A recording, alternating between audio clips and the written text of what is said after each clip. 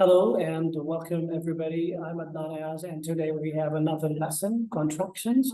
And these contractions are a grammar lesson in which you will be learning how to punctuate and how to use the punctuation apostrophe. Okay, so let's have a look. What is a contraction or what contractions are? What are contractions? Why do we need them?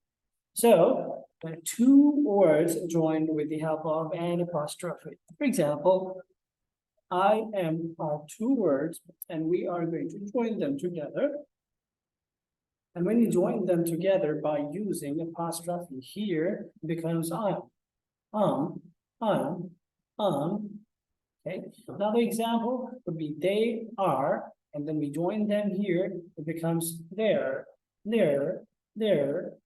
Another example we have here, that will turns into that'll help, like this. So this is what we call, all the black ones here are called contracted words.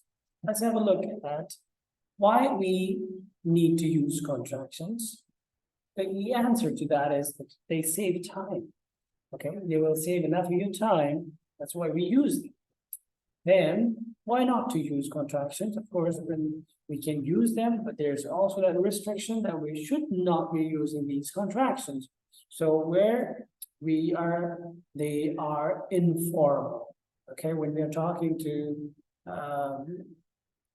people, well, we're talking about the written stuff. So when we are writing something down, we do not normally include these contractions, but we can still use them. So where could we use them? When to use these contractions? We can use them in dialogues. When we are writing dialogues, we can use these contractions. For example, Bob said, I don't want no pizza. So this don't is a contracted word. Another one, let's go, said Karen. So let's is another contracted word.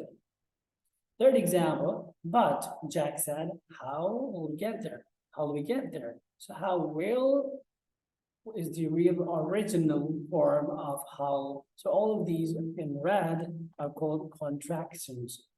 So how to form contractions, how to make these contractions.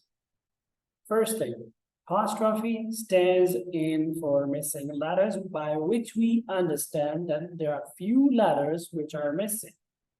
Some of the letters are erased or omitted, and we replace those letters with an apostrophe. For example, we would turns into would. So we have 4 missing letters here, W, O, U, L, D. Okay, another one, there has, turns into there is. So we have 2 missing letters. Another example here, what, where, turns into what, ill. Again, 2 missing letters. So those missing letters are replaced with apostrophe.